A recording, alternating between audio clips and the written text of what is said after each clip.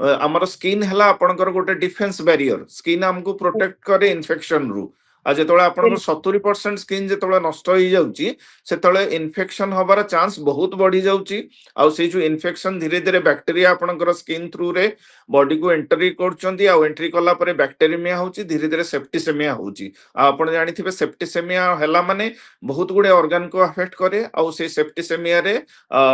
ସେଇଥିରେ ମୋର୍ଟାଲିଟି ବା ମୃତ୍ୟୁବରଣର ଆଶଙ୍କା ବହୁତ ଥାଏ बन तो निश्चय बहुत गोटे पेनफुल प्रोसीजर आपण देखिथिबे आपण हाथ रे जदी गोटे धूपकाठी बा निया चेंगा लागि जाउची आपण केते पेन होउची आपण इमेजिन करंतु सेटा तो गोटे छोट पॉइंट मात्र गोटे जोटे बर्न हैला आपण इमेजिन करंतु जेतले बॉडी रो 70% बर्न ही जिवो स्किन टा बहुत पेन हुए आ सुपरफिशियल बर्न गुडा को बहुत पेन हुए कारण एक्सपोज जो नर्व एंडिंग गुडा को थाए सेटा बहुत पेन कराए आ बहुत पेनफुल गोटे कंडीशन बर्न आ जो थिरे कि आपणकर पेशेंट को पूरा रेस्टलेस रुए जेहेतु पेन जोगु सेइथपई इमिडिएटली ताकू जो ड्रेसिंग भी करा जाए से ड्रेसिंग द्वारा किछिटा उपशम मिले पेन रो किंतु ता पई बहुत प्रकार मेडिसिन भी दिया जाए जो थिरे कि आपणकर पेन कमे पे मेडिसिन दिया जाए आज आम आलोचना करबा जे शरीर रो किछि अंश पोड़ी गले जळी गले शरीर रो अवस्था कोन केमिति हुए तो अब सीधा सड़क आसबि वर्तमान समय जो घटना सारा राज्य को दोहलाई देछि गोटे पर गोटे घटना सामना को आसुछि गोपालपुर घटना गला परे एफएम कॉलेज रो घटना एबे पुरी जिला बळंगा थाना बायबर ग्राम रे जे नाबालिका को पोड़ी देवा पे उद्यम करा गला एवं जहा सूचना आसुछि तांका शरीर रो 70 रु 75 भाग पोड़ी जाइछि से एबे दिल्ली एम्स रे अछंती आज एयर लिफ्ट करा गला वर्तमान समय से दिल्ली एम्स रे अछंती डाक्टरी टीम मध्ये तांकर चिकित्सा करूछंती एठी आलोचनार विषय यह जे जेतेबेले जनकर शरीर 70 रु 75 भाग पोड़ी जाए सेतेबेले तार कंडीशन ता केमिति थाए हेल्थ कंडीशन केमिति थाए हां नमस्कार हां नमस्कार मु प्रथमे गोटे जिंस मु कहिबा को चाहूची ऑलमोस्ट 15 वर्ष हलानी मोर ओडिसा रे आउ जेतेबेले मु प्रथमे जॉइन करथली सम हॉस्पिटल मु ऑलमोस्ट 14 वर्ष सेठी थिली आउ सेठी गोटे बर्न यूनिट भी मु एस्टैब्लिश करथली सम रो माने सम हेल्प रे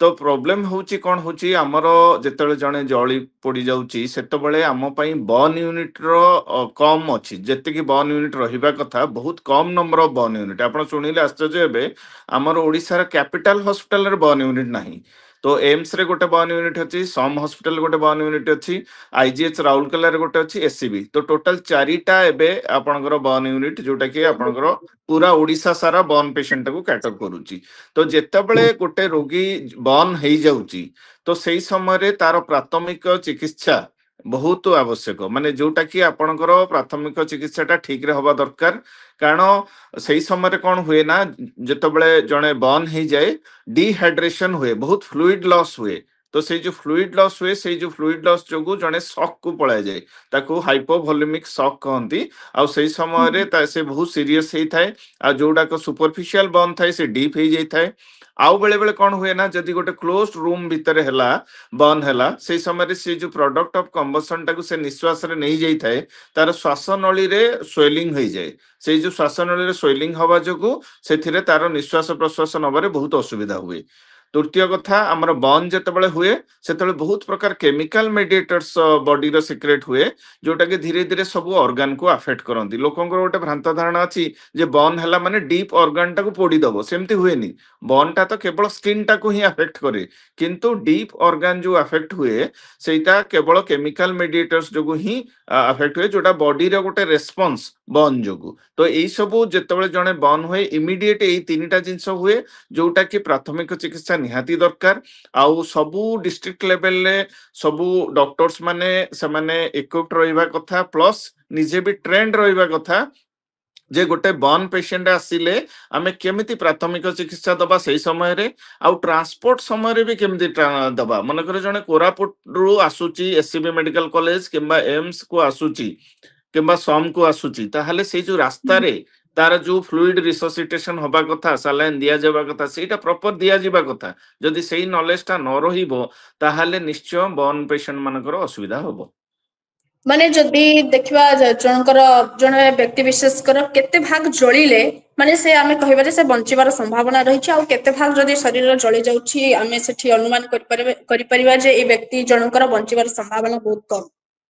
ହଁ ମୁଁ ଯେମିତି କହିଲି ପ୍ରଥମ 72 ଘଣ୍ଟାରେ ତିନିଟା ଜିନିଷ ଗୋଟେ ଶ୍ୱାସନଳୀର ସ୍ୱେଲିଂ ହୁଏ, ଦ୍ୱିତୀୟ କଥା କେମିକାଲ ମେଡିଏଟର୍ସରେ ଅର୍ଗାନ ଆଫେକ୍ଟ ହୁଏ, ତୃତୀୟ କଥା ହାଇପୋଭୋଲେମିକ୍ସ ହୁଏ। ସେ ସମୟରେ ଇନଫେକ୍ସନର ଟିକେ ଆଶଙ୍କା ନଥାଏ।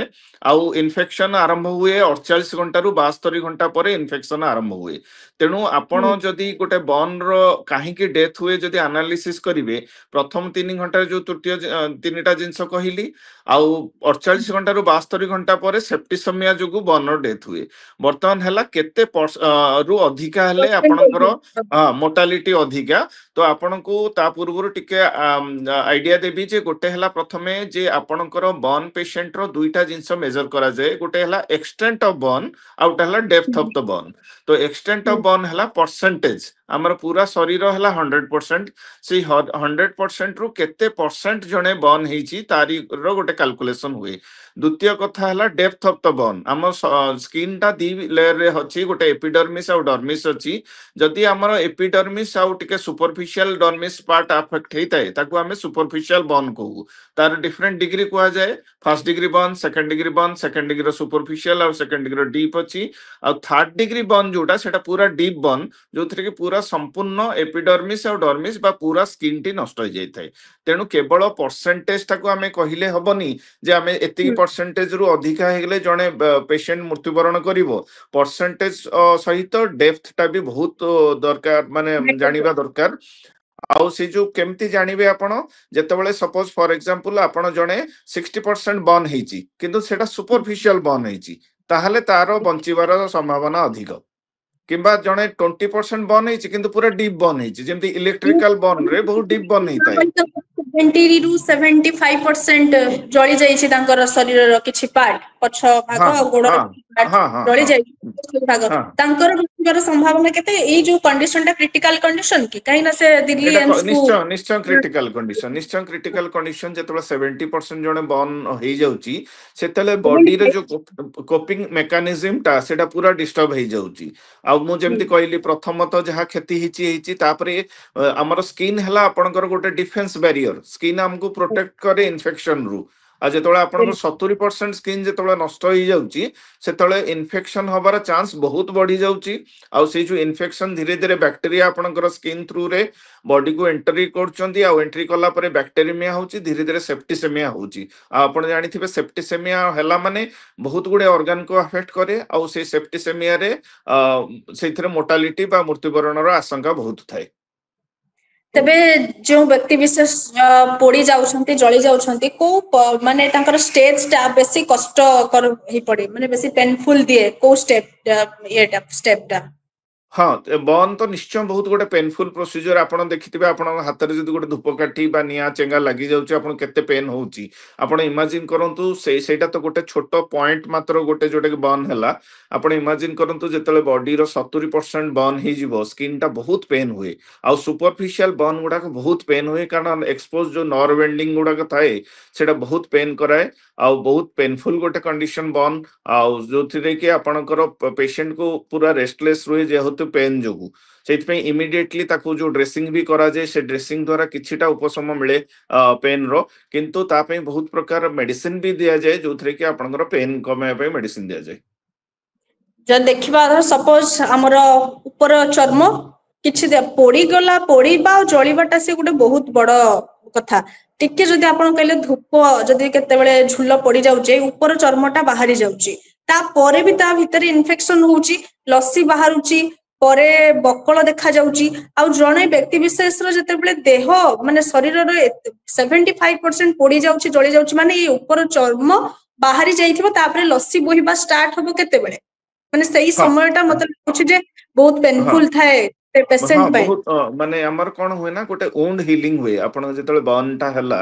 ଆପଣଙ୍କର ଯେମିତି ଆପଣ ହାତ ଦେଖିକି କହିଲେ ଯେ ନାଇଁ ଆପଣଙ୍କର ଏପିଡର୍ମିସ୍ ବର୍ନ ହେଲା, ଡର୍ମିସ୍ ପାର୍ଟର ବର୍ନ ହେଲା, ଯେପର୍ଯ୍ୟନ୍ତ ଏଇଟା ସୁପରଫିସିଆଲ ଅଛି, ଏପିଡର୍ମିସ୍ ଆଉ ଡର୍ମିସ୍ ଅଛି, କିଛିଟା ଡର୍ମିସ୍ ର ଯୋଉ ଅଛି ଅଂଶ,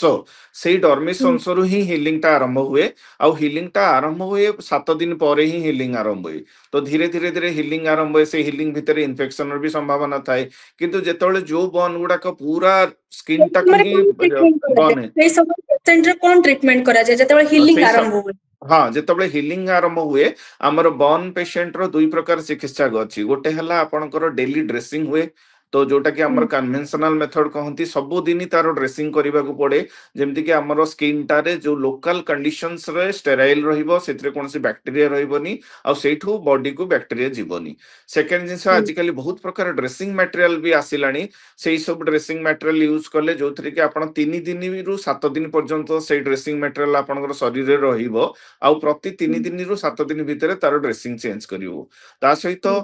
जेतबळे बर्न पेशेंट को हमर बेले बेले ताकर इन्फेक्शन टाको प्रिवेंट करिया पई हमर गोटे स्किन ग्राफ्टिंग भी करा जाय तो स्किन ग्राफ्टिंग ता केवल स्किन ग्राफ्टिंग ता जोटा कि आपनकर निजर शरीर रु चमड़ार किछि अंश नै करी हमें बर्न एरिया रे से स्किन ग्राफ्टिंग करि थाउ जोटा कि गोटे प्रोटेक्टिव बैरियर संगे संगे नै आस्ताय आउ सेथिरु आपनकर इन्फेक्शन चांस कमी जाय किंतु एटा सदा बेले संभव हुएनी कारण जदि आपण शरीर रो 30% अछि बा 40% अछि आपणक पाखरे आहुरी 60% अछि जोथरे हमें स्किन ग्राफ्ट नै परिबा नॉर्मल एरिया रु किंतु जेतबेले आपण 70% बर्न हे जिवे आपणकर निजर स्किन नबा बा ग्राफ्ट नबा असंभव अटे सेही समय रे स्किन सब्स्टिट्यूट अछि जोटा कि आर्टिफिशियली सिंथेटिक मटेरियल सेटा भी अवेलेबल अछि ता सहित किछिडे बेले बेले जदि शरीर परिवार रो कोनोसी लोक भी ताकू स्किन ग्राफ्ट बा चर्म दान करि परिबे सेथिरे भी से माने उपकृत हेबे नहने बेले बेले स्किन बैंक रु कैडावरिक स्किन आनिकरी ताकू भी ड्रेसिंग करा जाय तो एई सब उपाय अछि डिफरेंट ड्रेसिंग उपाय सब तेबे वर्तमान समय से जो पीड़िता जनकर 75% पड़ी जायछि तांकर अवस्था कोन क्रिटिकल कहि परिबो ना से सुस्थ निश्चय होई जिवे निश्चय क्रिटिकल जेहेतु 70% आपण कहउचंती से निश्चय क्रिटिकल रे थिबे तांको पई जहां भी सपोर्ट सब चाली थिबो आउ निश्चय से क्रिटिकल रे थिबे कारण एते गुडे परसेंटेज बॉडी कोप करिबा डिफिकल्ट अटे आउ मते लागुची आज को बदे थर्ड डे हला तांकरो आउ से निश्चय धीरे धीरे इन्फेक्शन भी आरंभ होई जिवो जेमती 48 घंटा 72 घंटा डेइबो इन्फेक्शन भी धीरे धीरे आरंभ होई जिवो तेबे सुस्थ होवार चांसेस केते अछि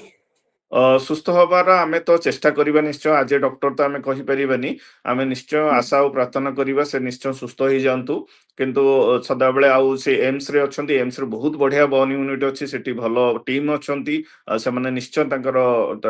चेष्टा चलैथिबे तांकर व्यक्ति माननको संपूर्ण भाबरे सुस्थ होया पई केते दिन लागे जदियो से सुस्थ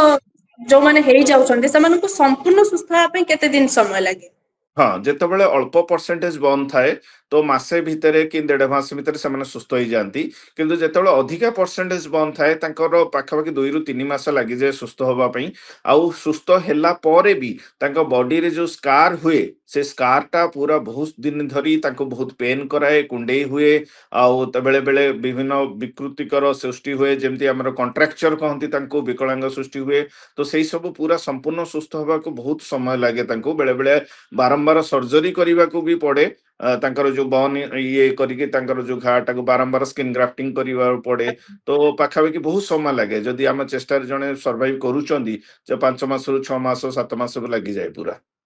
बहुत बहुत धन्यवाद सर हम सहित जोड़ी हला ओ संपर्क रे अधिक सूचना देथिले